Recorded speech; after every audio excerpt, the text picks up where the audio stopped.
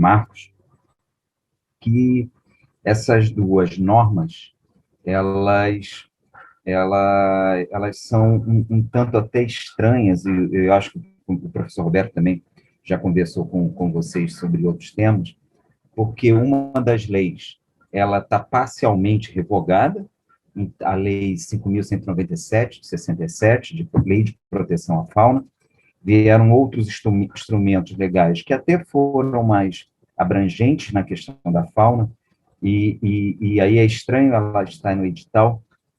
Eu fiz uma avaliação que pode ter uma pegadinha e separei a pegadinha, mas eu vou fazer um apanhado de gestão de fauna para vocês, que aí também, como eu sempre digo, abre a mente no contexto da lei, no contexto do que a gente tem para trazer para uma prova. E a outra norma, ela também é uma norma que ela não está revogada, mas tiveram normas conseguintes, posteriores, que alteraram algumas partes dessa IN. Então, são duas normas interessantes, porque elas falam de dois assuntos óbvios, grandes, né, fauna e cadastro técnico federal, mas a norma em si que foi mencionada, ela tá parcialmente revogada. Mas vamos lá, para a gente começar. Deixa eu botar aqui a apresentação. Perfeito. Então, vamos lá. Vou avançar aqui. E aí, vamos lembrar lá da Constituição, quando ela fala de fauna, né, de proteção de fauna. Constituição de 88. A nossa lei, ela é uma lei de 67. Mas vamos lá. Então, ela é uma lei anterior e que boa parte dela, tirando o que foi revogado, ela foi recepcionada pela Constituição de 88. Então, vamos lá. Aquilo que a gente já viu quando a gente viu Constituição, direito constitucional, artigo 225, proteger a fauna e a flora, vedados na forma da lei. Mas vamos lá, em cima, todos têm direito ao meio ambiente equilibrado, bem de uso comum do povo. Vamos lembrar lá quando eu falei do artigo 225, os bens ambientais, eles são um direito que se chama um direito moderno, de terceira geração, que são os direitos difusos.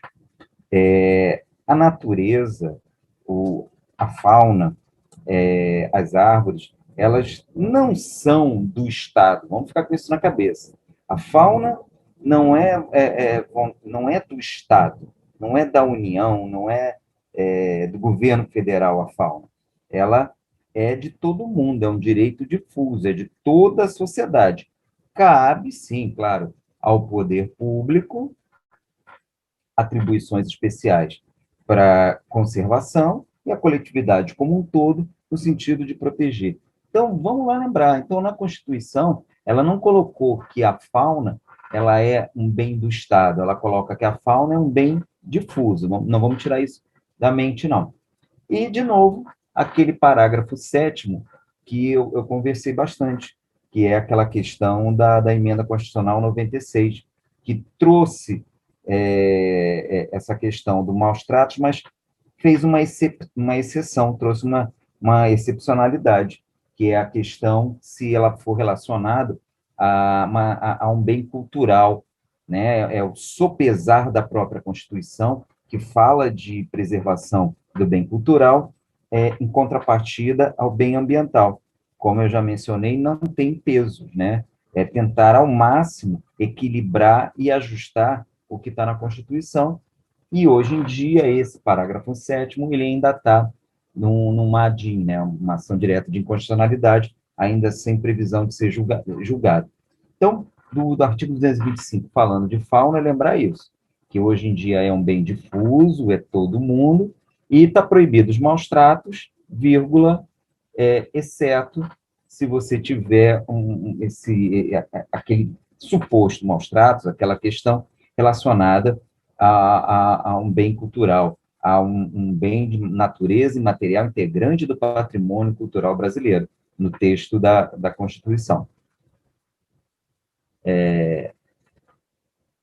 Se eu não me engano, foi o professor Marcos que deu essa aula, lá da Lei Complementar número 140. A Lei Complementar número 140, ela vai tratar da regulamentação do artigo 23, das competências do artigo 23 da Constituição, e também, assim como para o licenciamento, para uma série de outras atividades,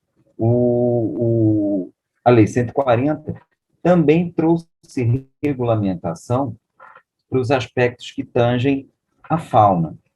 Lembrando, bem legal isso, tá? A Constituição de 88 diz que é um bem difuso, de todo mundo. E aí vem a Lei 140, e ela vai dar as competências administrativas. Quem faz o quê? E aí, vamos lá, União. Gente, de novo, aquela questão do cheiro. É óbvio que vai ficar relacionado à União a introdução de espécie exótica no país. Claro, a espécie não é daqui. Nesse caso recente, que agora está na mídia, da questão da girafa do zoológico, o Estado não é autorizado a liberar a importação. Não estou entrando em mérito, né? Como eu falei, prova não tem mérito. Mas, óbvio, alguma coisa que entre para o país só pode ser uma competência da União, não pode ser uma competência do Estado. Aprovar a liberação de exemplares de espécie exótica da fauna em ecossistemas naturais frágeis ou protegidos, tá? Então, você quer fazer uma criação de javali, usando exemplo até porque deu problema no passado. Você quer fazer uma criação de javali, é um animal exótico, dentro de uma unidade de conservação federal, isso vai ter que ser autorizado pela União. Controlar a exportação, então, óbvio, se a importação é uma competência da União, a exportação também vai ser uma competência da União. Controlar a apanha de espécimes da fauna silvestre, ovos e larvas. Repara que aqui está genérico. Controlar a apanha. Então, um pesquisador que queira fazer uma coleta de aranhas, estou citando um exemplo, ele vai ter que ter uma autorização emitida por um órgão federal. No caso, em especial, quem faz isso, pelo CISBio, é o ICMBio. Mas, lembrando disso, entrou, saiu do país, União. Exemplares da fauna exótica, em alguma área precisa de especial conservação, União. E pegar animais para pesquisa, para controle de ecossistema, tudo isso também competência da União. Lei 140, que tratou de regulamentar o artigo 23 da Constituição. Por sua vez, ela já trouxe competência para os estados, tá? Vamos lá. Constituição falou que todo mundo tem que proteger a fauna, bem difuso, poder público, show de bola. É de todo mundo. Agora, lei complementar, artigo 7º. O que a União vai fazer? Entrou, saiu, está na União, às vezes, só para facilitar, né, a memorização para o concurso, entrou, saiu, União. Áreas protegidas, fauna exótica, União. E controlar a apanha para pesquisa, para controle populacional, União. Vamos lá, agora é os estados. Interessante, em especial, é esse inciso 19, depois eu vou para os outros. O funcionamento de criadouros da fauna silvestre, hoje em dia, é uma competência dos estados. Então, zoológico, criador conservacionista, mantenedor da fauna, criador comercial, centro de triagem, tudo isso hoje é autorizado, quem controla isso não é mais a União, hoje em dia é o Estado. Então, muito importante. Era uma coisa que sempre foi da União e agora é uma competência dos estados. Vamos lá. Então, em cima disso, lembra que eu falei lá que a União ia regular, controlar a apanha de espécimes? Só que se esses espécimes forem para implantação de criadouros, ele agora já não é mais uma competência da União, vai ser o próprio Estado que vai autorizar. E essa pesquisa científica que está aqui é exatamente a pesquisa científica ligada aos criadouros, não aquela pesquisa científica macro. Inciso 17, elaborar a relação de espécies da fauna no teu território. Isso foi interessante, porque podia ser uma competência, a gente tinha a lista de espécies ameaçadas, hoje tem a lista de espécies ameaçadas nacional, você tem lista de espécies ameaçadas no âmbito do Estado, e você tem até em alguns municípios, às vezes é mais difícil por causa de, de corpo técnico, de pesquisa, você ter listas municipais, mas plenamente cabível você ter listas municipais. Então, legal isso. Constituição todo mundo, Lei 140, o que, a União faz, o que, o Estado faz. Principal colocação nesse artigo 8º. Isso é muito importante para lembrar para a prova. Hoje, quem aprova criadouros é o Estado. Então, hoje, se alguém quiser ter um zoológico, se alguém quiser ter um criador comercial, vai ter que procurar, no caso do Estado do Rio de Janeiro, o INEA. Vamos lá. A Lei 9605, também, acho que foi o professor Marcos que falou, ela vai ter um capítulo inteiro dos crimes contra o meio ambiente e uma seção específica dos crimes contra a fauna. Olha só que interessante. A lei lá 5.197, tudo que tange as penalizações relacionadas a crimes contra a fauna, elas não estão mais na lei 5.197. Agora, todas elas estão nessa seção 1 da lei 9605. Então, vai lá ter matar, perseguir, os vários verbos, né, os vários tipos criminais relacionados à fauna. E aí, aquilo que eu já falei eu falei com vocês, que lei sempre tem aquele glossário. Na casa da 9605, ela vai ter nesse parágrafo terceiro, e eu quis chamar a atenção, que isso que é dito na lei 9605 é uma das principais definições, e isso vai ser usado em um monte de textos normativos, isso vai ser usado em um monte de legislações, e vocês, quando estiverem em breve lá trabalhando no IBAMA, essa linha de corte é bem interessante. Então, espécime da fauna silvestre, tem questionamento sobre o termo silvestre, pesquisador que reclama um pouco, mas espécimes da fauna silvestre, todos aqueles pertencentes às espécies nativas, então, fauna silvestre nativa, migratória e quaisquer outras, aquáticas ou terrestres. Então, o conceito também é legal, de migratória. Então, certas aves que vão lá no Rio Grande do Sul, isso acontece muito no Rio Grande do Sul, né, no Sul, mas aves que vão no verão, elas migram, elas passam, às vezes, período de 1 mês, 2 meses, no litoral do Sul. Pela legislação brasileira, elas são consideradas espécies nativas, só por esse passar pelo Estado brasileiro durante algum período, considerando ela como uma ave migratória aquática terrestre, que tenha toda parte do seu ciclo de vida ocorrendo dentro do limite do território brasileiro ou águas jurisdicionais brasileiras. Esse parágrafo terceiro dá uma atençãozinha, que é um conceito importante, um conceito legal de ter bem claro na cabeça isso, de o que é a espécie silvestre nativa. Tá? Então, o passarinho ficou 2 meses no seu ciclo, é nativo brasileiro e vai estar protegida, vai estar abarcado por esses crimes, por essas tipologias que estão nessa seção 1 da Lei 9605.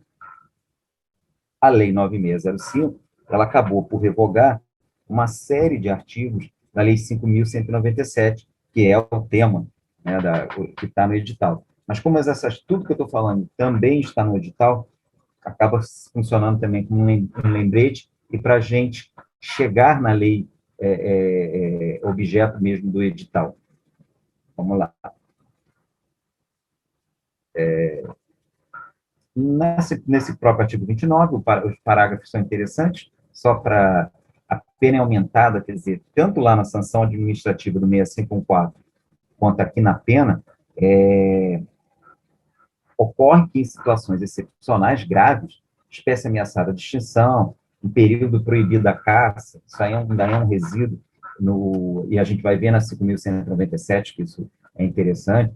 No Brasil, até por força da 5.197, é proibida a caça comercial esportiva. Não pode, no país, ter caça comercial esportiva. Ah, mas pode ter outro tipo de caça? Pode. A caça para controle de exóticos é liberado. Hoje, no Brasil, a única caça permitida, e tem seus regulamentos, de novo que eu estou falando, não estou falando nenhum questionamento ético, se vale a pena, se não é, aí é uma outra história. A única caça permitida hoje no país é a caça do javali. O javali, em algumas regiões do país, teve um processo de criação clandestina, e esses animais muitas vezes fugiram, e são animais extremamente bravios. E ainda entra na questão do javaporco também, né?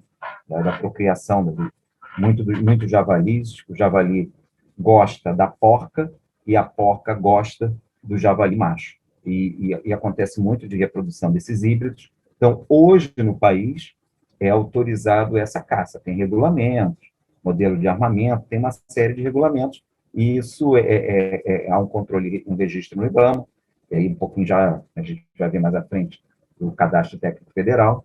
Então, o parágrafo 5º já está até ressaltando isso que eu estou falando, a pena aumentada até o triplo se o crime decorre do exercício de caça profissional. Caça profissional proibida no país. Caça profissional, caça comercial, caça desportiva, isso é proibido no país.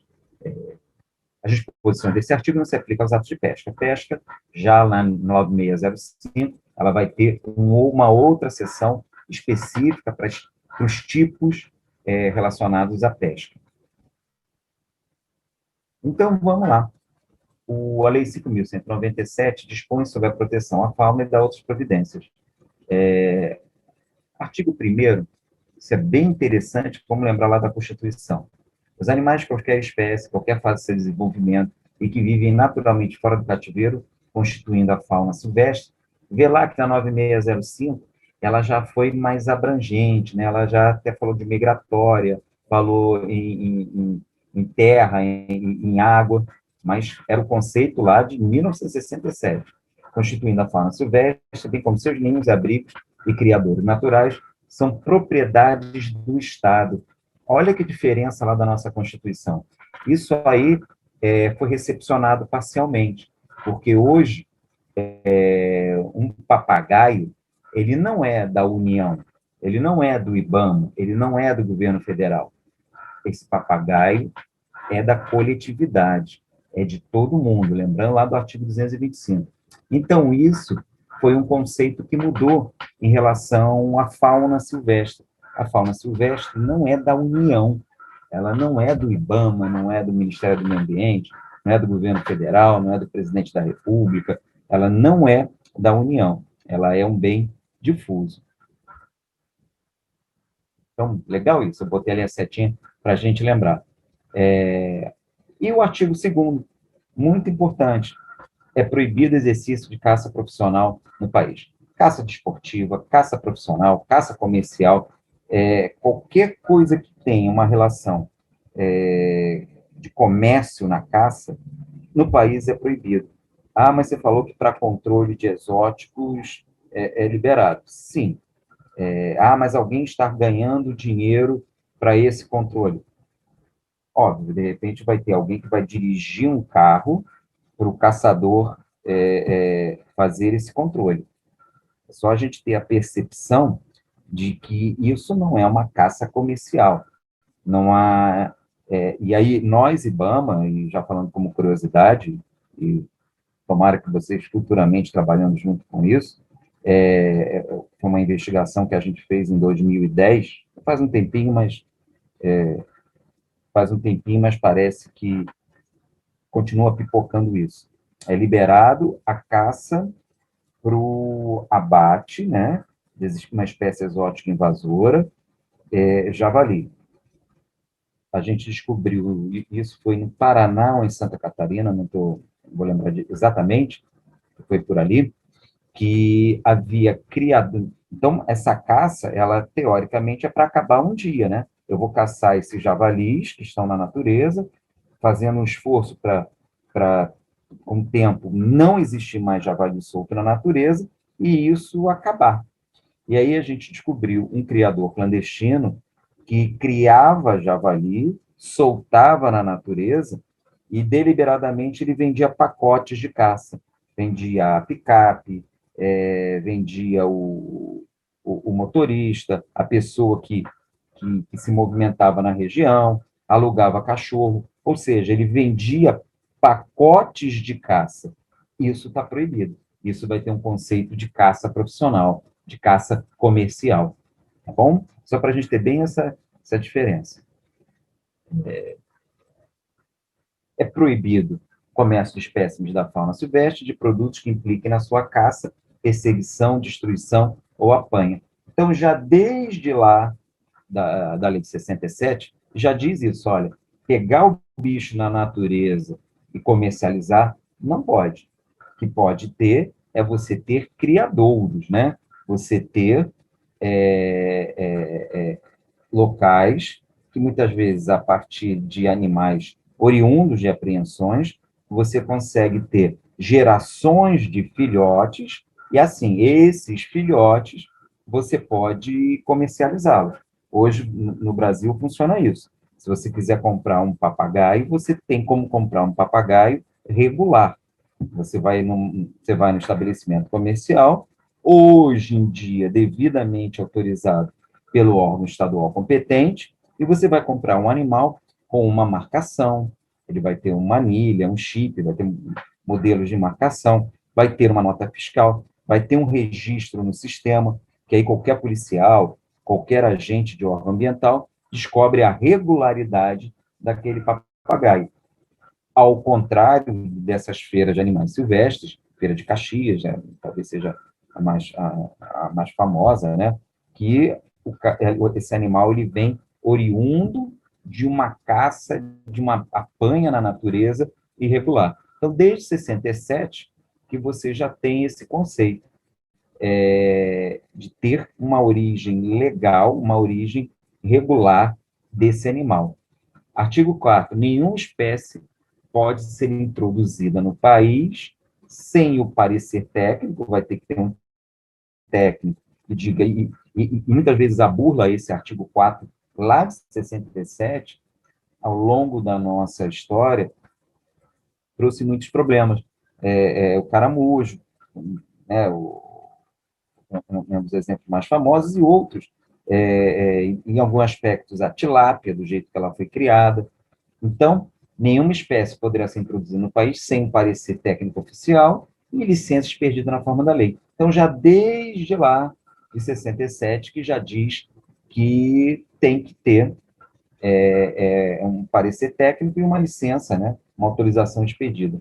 Lembrando que, lá, como eu falei no artigo 1º, é propriedade do Estado. Nesse Estado aqui, né, no caso, não é o Estado unidade federativa, né, é o Estado no conceito União. Então, se todo animal é da União, e o criador ele vai iniciar com animais apanhados na natureza, os criadores, então, eles eram regulamentados e geridos pelo órgão federal, no caso, né, desde a criação, pelo IBAMA, antes pelo IBDF.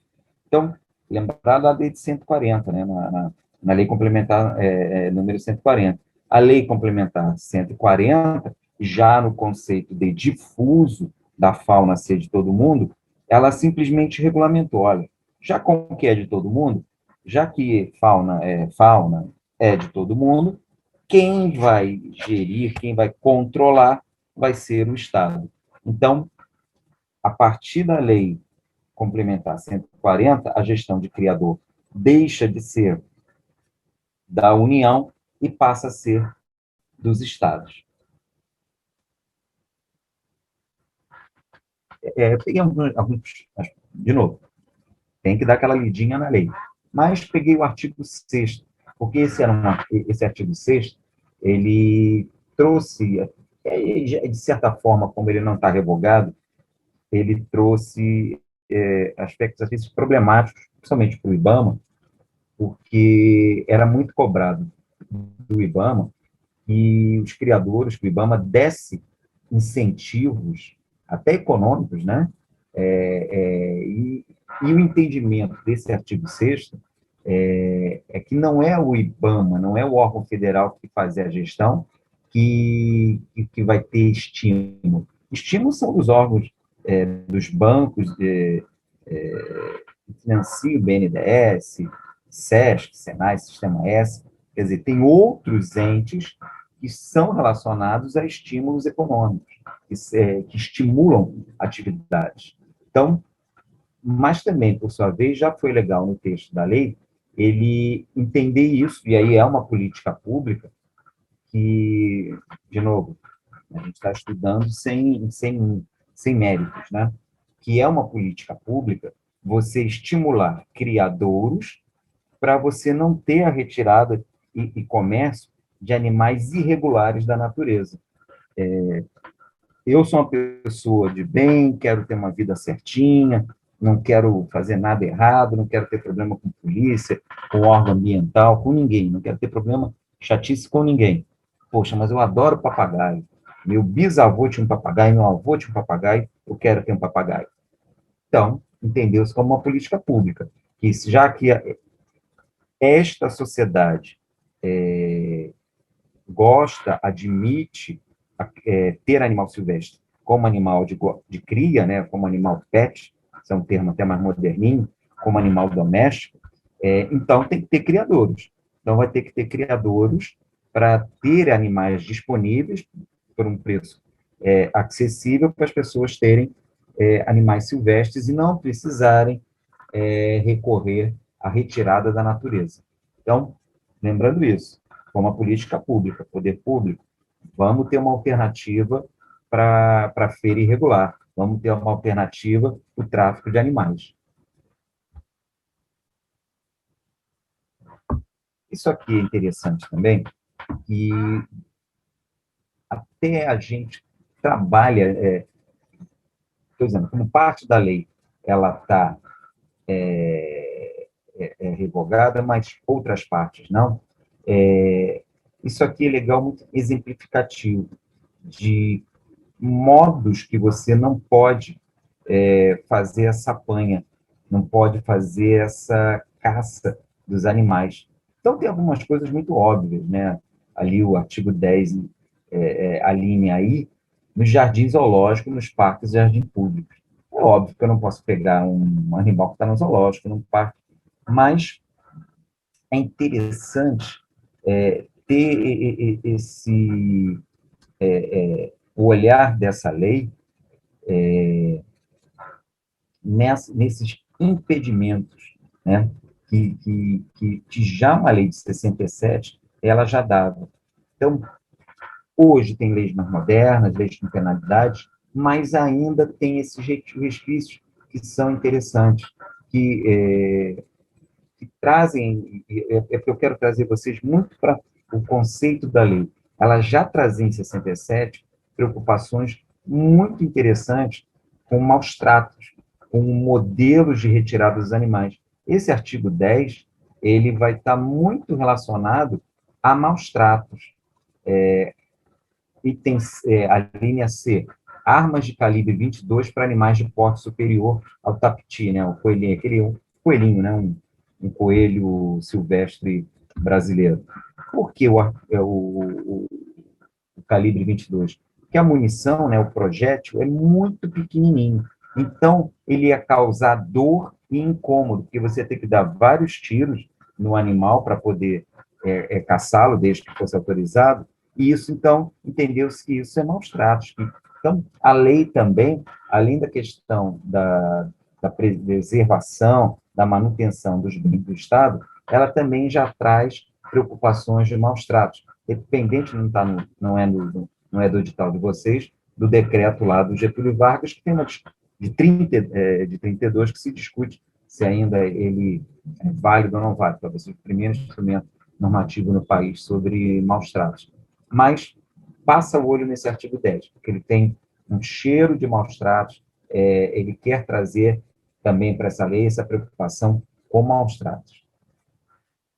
É isso, falando o artigo 12, 13 sobre caça, interessante. Aí eu trouxe de novo, a licença para caçar com armas de fogo deve ser acompanhada de porte emitido pela Polícia Civil. Hoje não é mais a Polícia Civil que emite porte de armas. Hoje é a Polícia Federal. Olha como os conceitos vão sendo modernizados, tá? Então, é uma lei que fala de proteção à fauna, e está falando de porte de arma pela Polícia Civil. E eu trouxe, que aí eu botei aqui minha explosãozinha, porque logo que eu li essa lei no edital de vocês, me chamou a atenção que pode ter uma pegadinha bem interessante. A fiscalização do IBAMA. Então, hoje, quando vê o fiscal do IBAMA com pistola na cintura, quando vê o fiscal do IBAMA com 12, a gente tem, esse é um regramento da Polícia Federal que faz esse regramento, né, de quais armas são permitidas ou não. Muito importante lembrar disso na prova. Os agentes do IBAMA, hoje, têm porte de arma em decorrência desse artigo 26 da Lei 5.197. Vira e mexe, tem algum parlamentar com interesses mais para lá ou mais para cá, também não cabe essa avaliação agora, querendo revogar pontualmente esse artigo, porque sabe que é o artigo onde está o exercício da fiscalização do IBAMA armada. Todos os funcionários, no exercício da fiscalização da caça, claro que aí se ampliou, né? A gente não anda armado só quando fiscaliza a fauna, são equiparados aos agentes de segurança pública, sendo-lhes assegurado o porte de arma. Tem um parecer da procuradora da PFE, né, da AGU, fazendo esse entendimento abrangente, e hoje, muito importante lembrar disso, o porte de arma do IBAMA, baseado na Lei de Proteção à Fauna.